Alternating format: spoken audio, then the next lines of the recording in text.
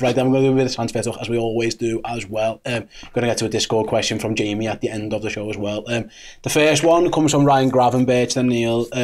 We actually had Kerry Howe from Sport 1 on our show. Former colleague of mine. Yeah. Okay. Former goal, yeah. Really? Yeah, and he said, like, from what he's led to believe, Ryan Gravenberch has told his teammates he's already looking to go and he wants to join Liverpool. And then obviously in a recent interview with ESPN Netherlands, a big quote here, bear with me, he said, I expected to play more minutes than I did and I thought I'd get some more chances. It's about just wanting to play. That's the most important thing at my age. I hope this can happen at Bayern Munich, otherwise we'll have to look further. I told everyone I don't want another year like that. Of course, you can't always be on the starting 11, but you can still play regularly and you can get a lot of minutes. So already, 1 year into his time at Bayern Munich, he's already making the noises that he fancies leaving. I think that we've all kind of figured that out. Bayern have decided that. So up to now, there's been nothing in it. But Bayern, like, they're being linked with Declan Rice. Obviously, it looks like he's going to Arsenal. They've already signed Conrad Laimer, and there's other players getting interested in moving there. It does feel a bit like, well, if they're already looking for other midfielders and you're already there, mate, I can see why already he is getting a bit of itchy feet, which is obviously, in terms of Liverpool, have been linked quite heavily with him. They've met his agent according to various reports and things. Like, I know Bayern are playing hard ball a bit at the minute, but it does feel like there could be something in this. It looks like he wants it. Yeah, I don't think there's any doubt. I mean, the quotes speak for themselves, don't they? Yeah, you're right. If you're a midfielder and you're looking around at the stories, so you're looking and thinking, okay, I understand maybe why I don't start when you've got Joshua Kimmich, Jamal Musiala, Leon Goretzka. But then you look and you go, all right, now they've brought in the captain of Austria and Leipzig, you know, who's prime age. Yeah. They're also now being linked with another midfielder who's not that much older than Gravenberch, you know, a couple of years older, at sort of 80, 90 million. They're not going to get him, obviously. It looks like Declan Rice, but that's what they want. That's what they've identified as a need.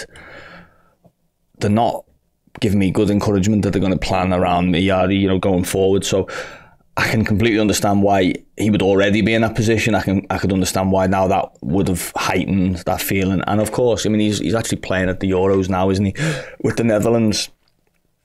And I don't think it's sort of decisive in things like this, but it definitely feeds into the feeling. If you're going there and you're seeing players that you've played with through the age groups, and all of a sudden they're now first team players, you know, X club and Y club, and they've got, you know, they played 50 games last season. Oh yeah, but I started in the Champions League against them, and you have those sort of comparisons in your mind. You think, well, I was a better player than him. Why am I sort of sitting on the bench or not even getting off the bench? And they're playing, you know, week in, week out. I think it does sort of have the possibility to play on your mind. So I think it's clear that he wants to leave Bayern. I think it's obvious. I think the question is obviously what the price will be. I think Bayern would sell as well. I think they might. The problem a little bit with that is that they got a good deal for Gravenberch. They got him at sort of less than what a lot of people would have expected him to go last season, and the knock-on effect of that is that they're going to want more than what you probably would pay this summer. Yeah. But I think there should be a chance of him leaving. The question, I did another show last night, funny enough, and a guy called Evan from America made a really good point about Gravenberch. He compared it to Mason Mount a little bit, but he said it's one of those that at the right time and the right price, it makes a lot of sense, a move for Gravenberch or Mount. He said, but it's not one that you put all your eggs in and wait all summer for them to become available, you know, and then finally we get the, you know, Gravenberch over the line in August or the end of the transfer window. I don't think he's that game changer of a player. I think it's more, if there's a deal to be done quite early in the window, let's get it done, and we'll do that. But I don't think Liverpool would sort of forgo other targets and sort of, you know, really like let the sort of saga drag on into the, you know, pre-season and beyond. For someone like Gravenberch, I think if a deal is to be done, I think it needs to be done pretty soon. I think I've said that on this show. Definitely, I've done that many shows, sorry. But I think I've said I'm quite on board with Gravenberch as a sign, and I quite like. I know. I had a few messages last night of people who'd watched the under-21s game, the Netherlands against Belgium, wasn't it, and saying that they weren't impressed by him. But I think that you've got to understand that really. He hasn't played a lot of football. He hasn't, you know. It's playing under 21s football as well. It is you're adapting to a different sort of game, aren't you, at that point? I've seen plenty of players in the under 21 tournament look world beaters. I remember watching not so long ago, Pablo Fornals play, and West Ham signed him, and I remember thinking, oh my God, West Ham have just got one of the best players in Europe, and he's all right, but he's not that, it's easy to get a false sense of a player, negative and positive, so I wouldn't read too much into how Gravenberch plays, but I'm quite on board with the idea of him, a player who's got a good mix of technique, physicality, size. He's young. He's probably, by the sounds of this interview and others that he's done, he's got something to prove. He's got a bit of resentment maybe harbouring. I think all those ingredients make a pretty interesting Jurgen Klopp kind of player. I also think as well the fact that he's acting under 21s, because the Netherlands aren't that good at the minute. They're struggling themselves. He's played 11 times for the national team. He's found himself back in the 21s. Again, that must be something, another kick in the balls, a little bit, for lack of a better word, because he'd be thinking, why am I here? I'm a Dutch international, and if I had to play more footy this season, there's a chance I'd be in the first team. Well, look, he was in, so when I worked at Goal, he did, we did the next gen list, and that was probably 2 years ago, I think it was. Probably been 2021 or 2020, probably 21. And I interviewed Keanu Hoover, who was at Liverpool at the time. Sorry, he was at Wolves at the time. He'd been at Liverpool. Because there was about 10 or 11 Dutch players on the list. And if you look, he was one of them, Gravenberch. So he was talking about them. And he said Gravenberch's the best of them all. But you look, some of the others, Timber was one. Kenneth Taylor, who's now playing obviously for Ajax. I don't know. I don't think Gakpo was, but there was other players that you will see around Europe now playing regular first team football and who have gone further probably than Gravenberch in terms of appearances and what they've done. And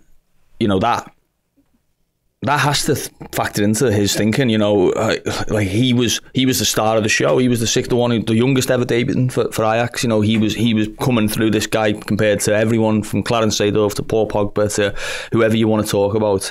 He was the man who was going to go and become a star. And I think a lot of people, myself included, when he went to Bayern, take away your Liverpool hat, I looked at that and thought, that's a good move. I thought that's a sensible move from a young lad there. He hasn't gone to Manchester United where, he might fall under the radar, Chelsea or whatever. He's gone to Bayern. I think he'll get chances, and he hasn't. So I think the next decision he makes needs to be a good one. And it looks and sounds to me, and it feels, just in terms of the logic of it, it feels like he probably just needs to move this summer. It might end up being a loan, mightn't it? It might end up being one of them where he says, look, go back to Ajax, or I need to go somewhere else and just play. But I think he has to get out of Bayern.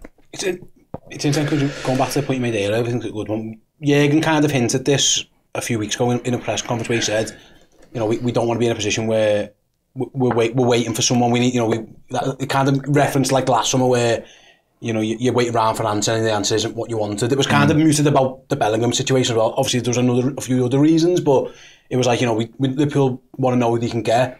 I do wonder with the Gravenberch stuff if it is a case of they have got other ideas. We've already got McAllister. There's heavy links to like Kefren Turam and other things. But if Gravenberch becomes available, then that is one we'll just push the button on, because you are right in saying you can't wait or something. At this moment in time, Bayern Munich are saying he's not for sale. They don't want to sell him. It might be that they're waiting to get someone in before they let him go, and who knows how long that's going to take. But do you understand my point? Is that if he could be the third one of three, if they get a third one, because you are right. If there's no with McAllister, it was pretty straightforward. There was a release clause to get him out of Brighton. Yeah. This one feels like it could be one that rumbles on for a while. That goes back to the point before. You can't put all your eggs in this basket because there's no clear shine he's going to leave. And you're not buying a player, you're not buying a player who's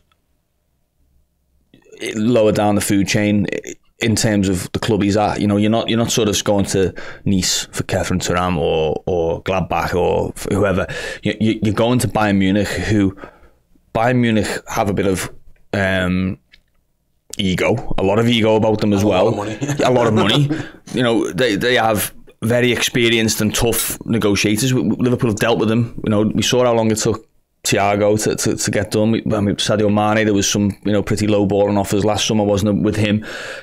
So it isn't a straightforward deal, I wouldn't say. And also, you've got to remember as well, his agent obviously is someone who's very, very adept, and his agency, Rafaela Pimenta, obviously, who took over from Raiola, is very adept at getting the right move for players and getting good money and good sort of deals. So you wouldn't be surprised. It's no surprise to see that Liverpool have been linked, but also I think United, Arsenal. I'm sure there'll be others that's name gets thrown into the mix just to create this, and that's probably Bayern's best case scenario, isn't it? You know, the best case scenario is that he stays and just becomes the best player in the team, which is unlikely. The second best is that a little bit of a bidding war is drummed up, and you know the price goes up maybe 25, 30, 35, 40. You know, it goes that way. So I wouldn't.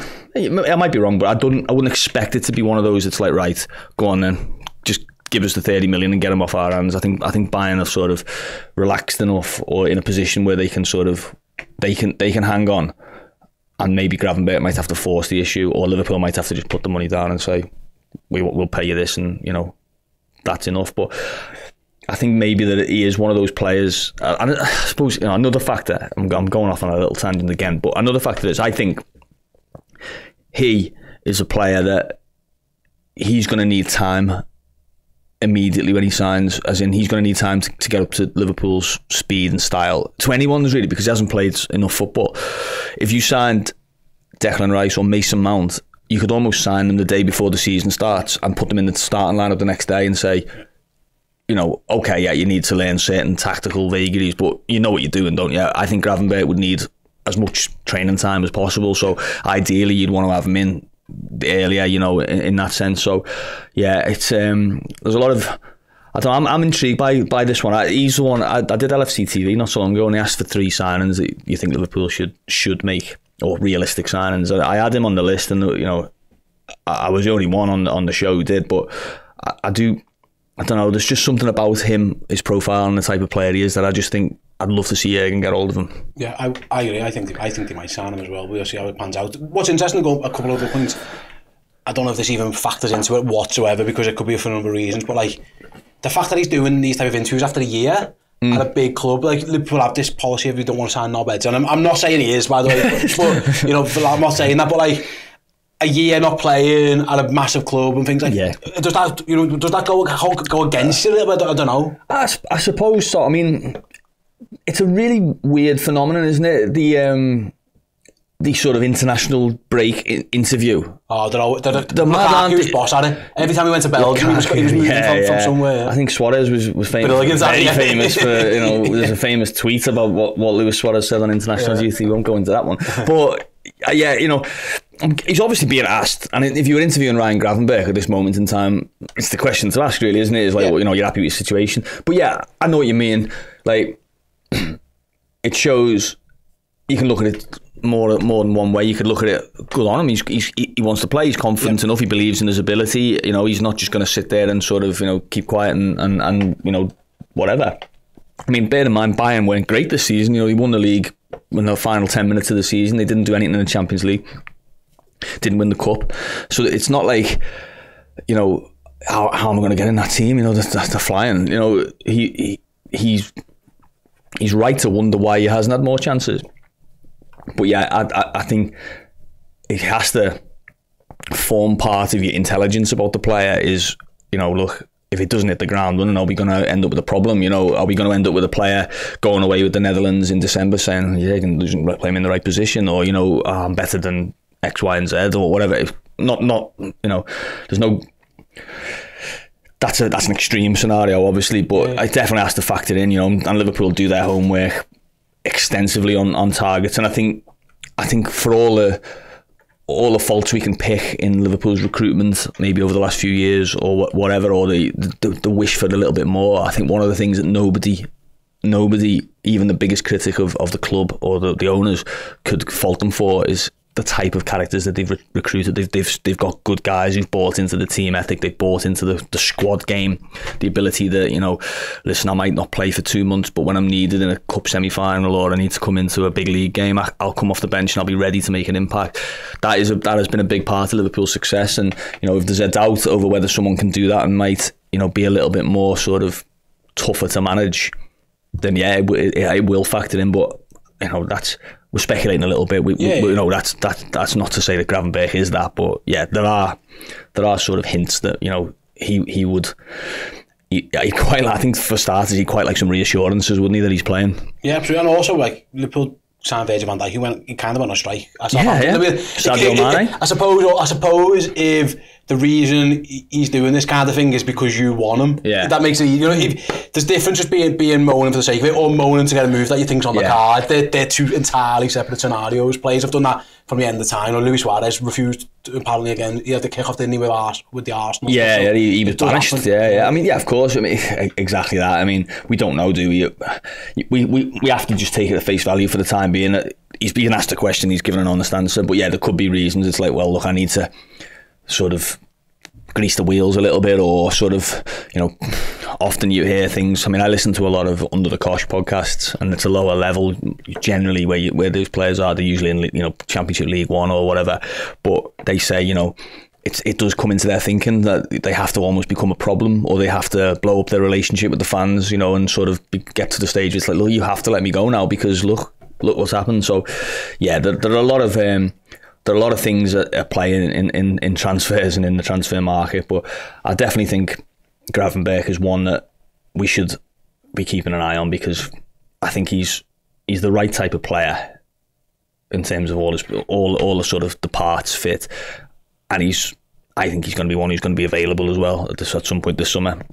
Question is when and for how much. Yeah, fair enough. Yeah, definitely we will keep an eye on that one. Hey everyone, hope you enjoyed that clip from our Journo Insight show. If you want to watch or listen to the entire episode, head on over to redmenplus.com now and sign up there. We do Journo Insight twice a week. Absolutely amazing show. You will love it. Neil's in each and every week, well, twice a week actually, to talk through the Liverpool news, injuries, transfers, and all that stuff. And there's never been a better time to sign up for Redmen Plus, because if you do, you'll get access to our amazing Roberto Firmino documentary. Episode 1 is free on YouTube this Friday. On the same day, episode 2 will be available on Redmen Plus, and the next week will be the 3rd episode again, only on Redmen Plus. There's never been a better time. Come and support us, come and support the Reds, and get yourself some Boss Liverpool content. I'll see you over there. Hey, so the first episode of our 3-part Bobby Firmino documentary series, Bobby Firmino, Best in the World, is coming out this Friday, the 23rd of June. If you want to get immediate access to episode 2, as well as the full interviews for all of the incredible contributors, including Jordan Henderson, Adam Lallana, Ian Rush, and more, sign up today on redmenplus.com and fill your life with Bobby Firmino happiness this summer.